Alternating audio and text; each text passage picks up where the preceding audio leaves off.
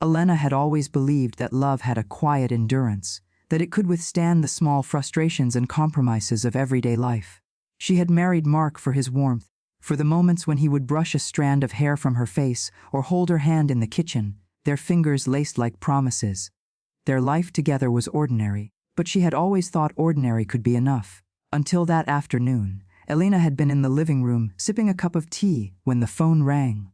Mark picked it up, pacing the room as his brow furrowed. Elena barely listened. She had grown accustomed to his sudden bursts of anxiety over work, bills, or some fleeting responsibility. But the tone in his voice that day was different, sharp, hungry. "He's dead," Mark whispered, a strange edge creeping into his voice. I didn't expect really. That's incredible." Elena tilted her head, trying to catch fragments of the conversation. Her heart sank the moment she heard the words that followed.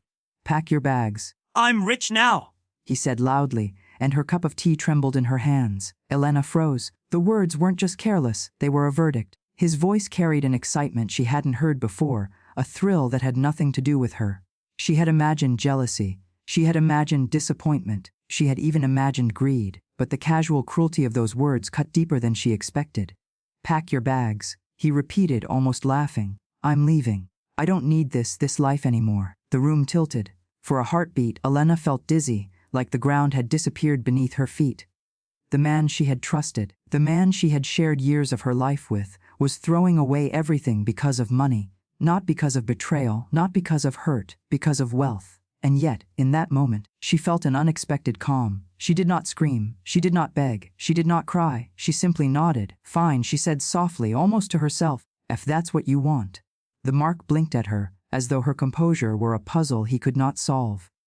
What do you mean? Don't you care? Don't you?" Elena shook her head. "I care about my life," she said. "Not about illusions." The next few days passed in a surreal haze. Mark moved frantically, signing papers, packing his belongings, boasting about the fortune that awaited him.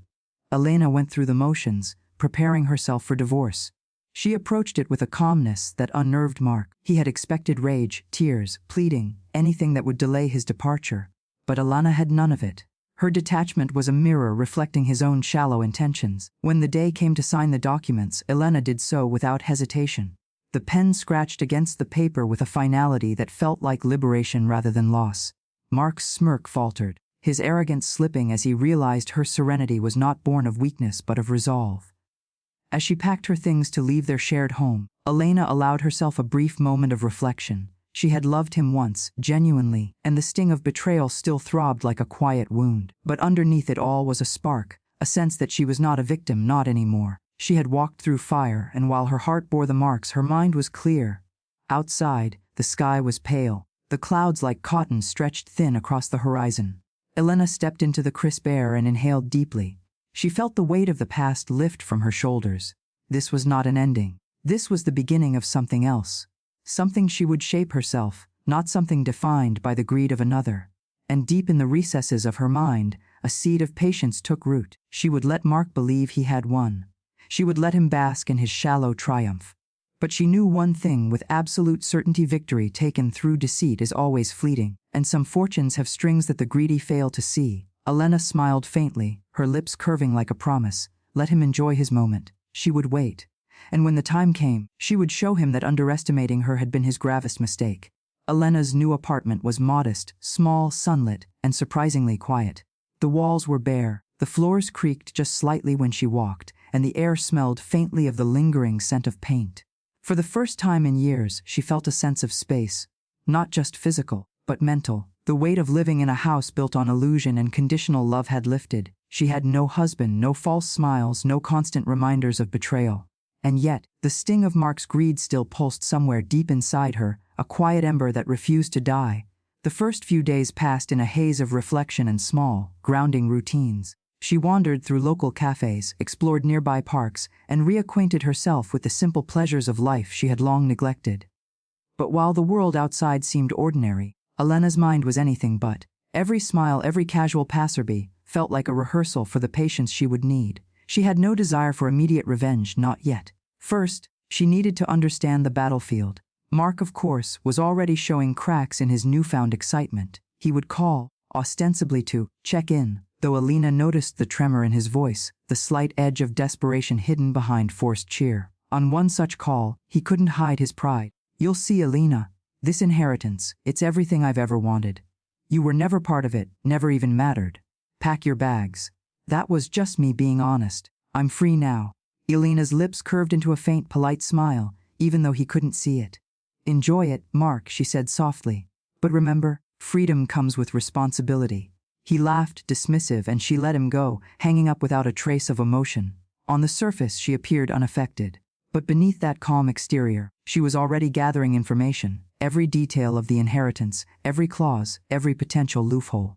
Mark believed wealth was a straightforward equation: more money equals more power. Alana knew better. She had always known better. Days turned into weeks. Alana reconnected with old friends, delving into conversations that had once seemed frivolous but now ignited ideas she had buried under domestic monotony. She explored hobbies she had long abandoned, painting, reading, even a few lessons in finance and law, secretly arming herself for what she suspected would come.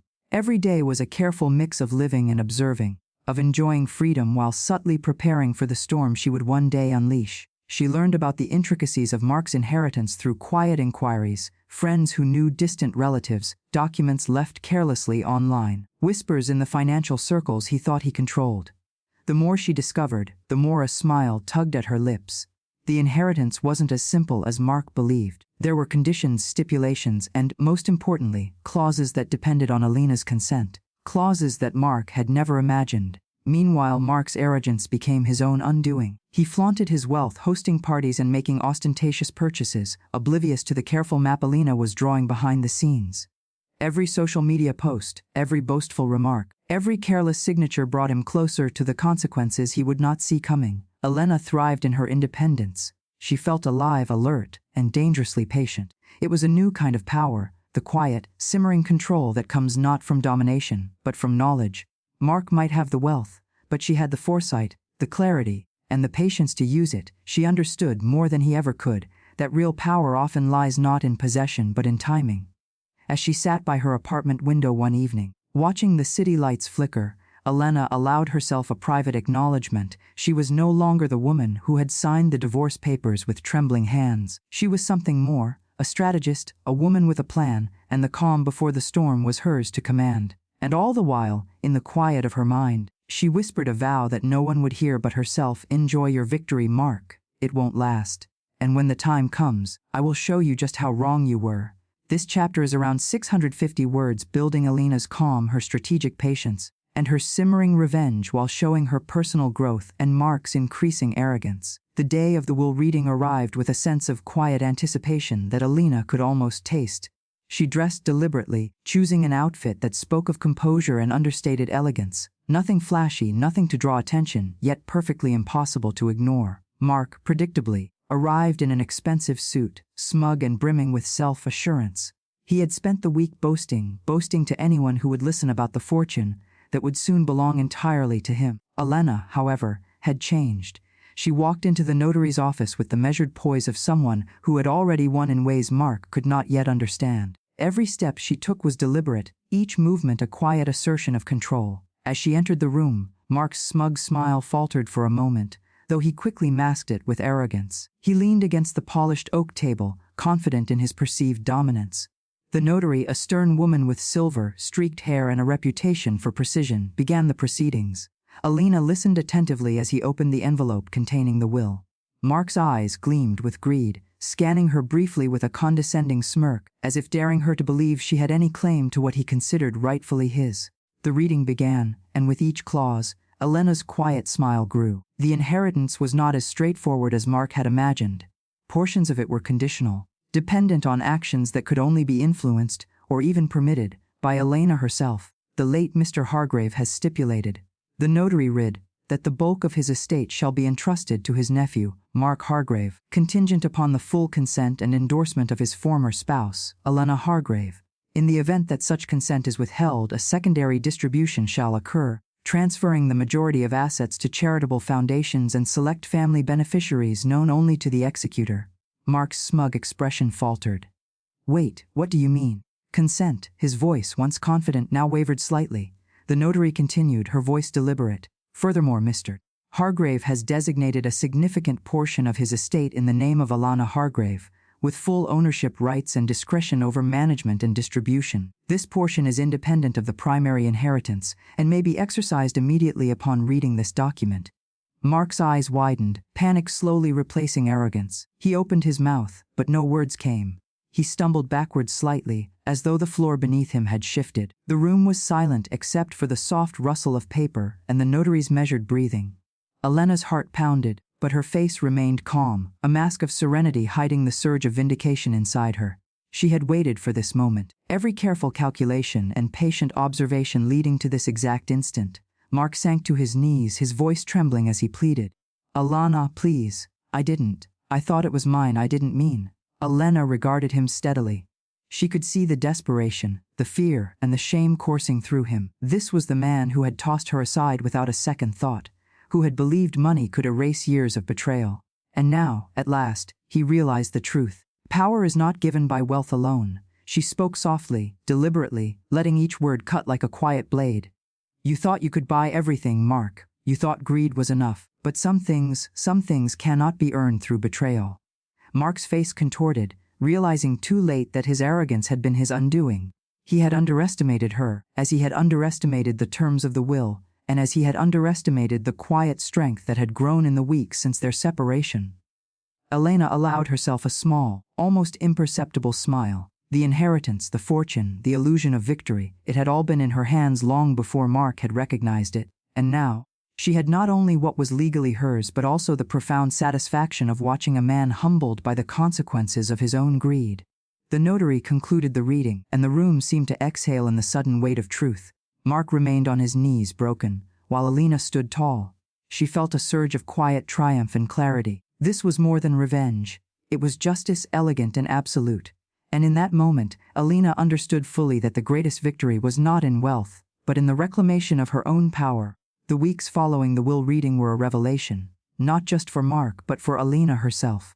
The calm that had once been a strategic pause transformed into full empowerment. Elena moved through her days with a sense of clarity and purpose that Mark could never hope to understand.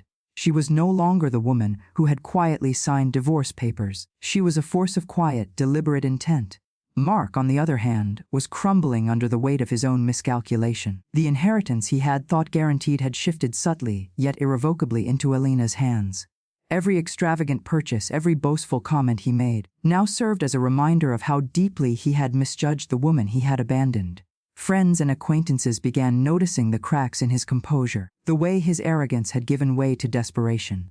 Rumors spread, not just about his entitlement to the fortune, but about the role Elena now played in managing it. Elena watched all of this unfold with measured detachment, yet a small, quiet satisfaction tugged at the corner of her lips. She had no need for theatrics or public humiliation. Her revenge was not a spectacle, it was elegance in motion. She allowed the world to see Mark unravel while she quietly asserted control over her life and the inheritance that had once been the bait for his greed. One afternoon, she invited Mark to her office, not in confrontation, but in calm, deliberate formality. He arrived, anxious and sweating, expecting a showdown. Elena greeted him with a composed smile. "Mark," she said softly, her voice carrying the weight of authority and grace, "I thought it best that we clarify a few matters regarding the estate. After all, now that the dust has settled, it's important that we understand our responsibilities." But Mark opened his mouth, but Elena held up a hand, stopping him before he could stumble over apologies or excuses. "No," she said. "This isn't about what you think you've lost. It's about what you've ignored. Greed can blind a person. It's unfortunate but predictable."